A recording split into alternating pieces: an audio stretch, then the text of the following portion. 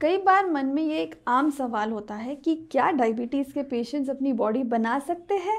अब हम इस वीडियो में जानेंगे कि अगर हाँ तो कैसे बना सकते हैं। कई बार जब हमारे पास डायबिटीज़ के मरीज आते हैं तो वो ओबेसिटी से ग्रस्त होते हैं, तो हम उन्हें वेट लॉस करने की सलाह देते हैं। वेट लॉस के साथ ये भी ज़रूरी है कि हम अपने मसल्स को स्ट्रेंथन करें, क्योंकि मसल्स हमारे ब्लड में से शुगर लेवल्स को एब्जॉर्ब करते हैं और हमारी ब्लड शुगर लेवल मेंटेन करने में मदद करते हैं। कई बार आपने सुना होगा कि डायबिटीज़ के पेशेंट्स सिर्फ नियमित रूप से वॉक या कुछ हद तक साइकिलिंग, बस इतनी ही एक्सरसाइजेस करते हैं, पर इसका उनकी सेहत पर बहुत सा असर नहीं दिखाई देता है, खासकर मसल स्ट्रेंथनिंग या मसल ट्रेनिंग के लिए। तो अगर हमें मसल ट्रेनिंग करनी है, हमें अपने मसल्स को स्ट्रॉन्ग करना है, तो हमें कुछ ऐसी एक्सरसाइजेस करनी होती है जो हमारे मसल्स को स्ट्रॉन्ग करें। पर यह भी ध्यान रखना बहुत ज़रूरी है कि अगर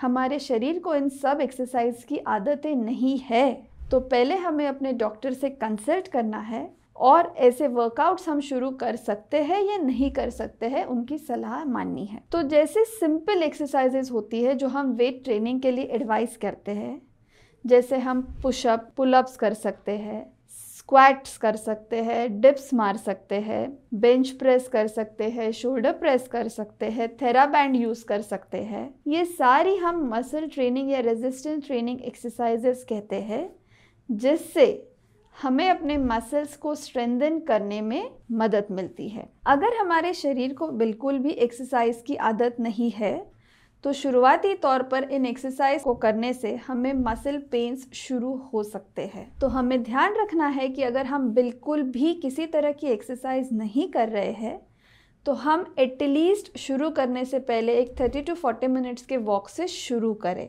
अगर हमें लगता है कि अब हम वॉक आसानी से कर सकते हैं बिना किसी तकलीफ के, तो आप धीरे धीरे वेट ट्रेनिंग की एक्सरसाइज अपने डॉक्टर्स की सलाह से शुरू करें। अगर आपको सीवियर वेट ट्रेनिंग पर जाना है, तो अगर आप जिम जा रहे हैं तो वहाँ पर जो ट्रेनर होते हैं, जो इसमें ट्रेंड होते हैं, उनकी सलाह लें और वेट ट्रेनिंग एक्सरसाइज उनके निर्देश के अनुसार करें। आप जब वेट ट्रेनिंग एक्सरसाइजेस करते हैं तो ध्यान रखना है कि आप तुरंत सप्ताह के 5 दिन इसे ना करें। आप शुरू करते वक्त हफ्ते में 2 से 3 दिन वेट ट्रेनिंग शुरू करें और बाकी के दिन अपना रेगुलर वॉक या साइकिलिंग को शुरू रखें। धीरे धीरे आपको ये समझ में आएगा कि आपकी बॉडी कितनी ज़्यादा दाद देती है आपके एक्सरसाइज पर। अगर एक्सरसाइज की पहले से आदत है तो आपको धीरे धीरे इम्प्रूवमेंट नज़र आएगी, और अगर आपके शरीर को बिल्कुल भी आदत ना हो किसी भी प्रकार की एक्सरसाइज की, तो आपको थोड़ा इम्प्रूवमेंट दिखने में समय लग सकता है।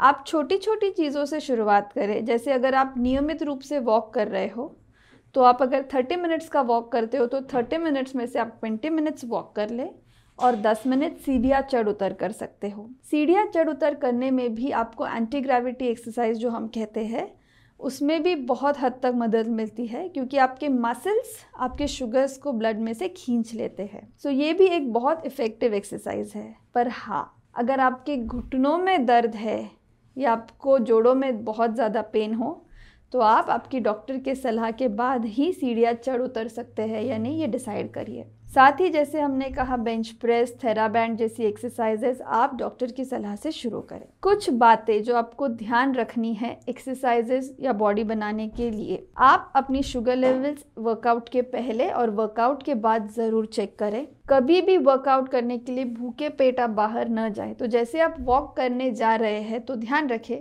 कि आप एक फ्रूट का सेवन ज़रूर करें और फिर आप अपने रेगुलर वॉक के लिए जाएं। अपने डाइट में प्रोटीन की कमी ना होने दें, क्योंकि प्रोटीन हमारे बॉडी के बिल्डिंग ब्लॉक्स होते हैं। जितनी अच्छे से आपका प्रोटीन इंटेक रहेगा, उतनी आपको वेट ट्रेनिंग और मसल बिल्डअप में मदद मिलेगी। इसी के साथ साथ आप हेल्दी सुपर फूड्स जैसे तरह तरह के सीड्स और नट्स का सेवन भी रेगुलर बेसिस पे करें।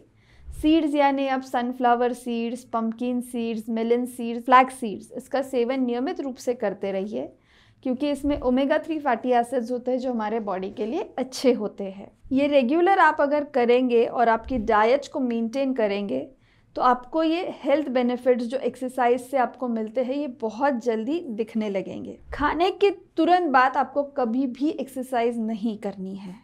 आपको कम से कम 1 से 1.5 घंटे का ब्रेक लेकर उसी के बाद एक्सरसाइज करनी है, या आप सुबह सुबह फ्रेश जब होते हो एक फ्रूट खाकर एक्सरसाइज कर सकते हैं। जब आप जिम में जा रहे हो एक्सरसाइज करने के लिए तो कोई भी एनर्जी ड्रिंक या शुगर आप हमेशा अपने साथ कैरी करें, ताकि अगर वर्कआउट करते समय आपके शुगर लेवल्स ड्रॉप हो जाते हैं तो आप इसके सेवन से आपके शुगर लेवल को बढ़ा लें। तो दोस्तों, आपको ये ध्यान रखना बहुत ज़रूरी है कि डायबिटीज़ में भी आप मसल्स बना सकते हैं अच्छी तरह से।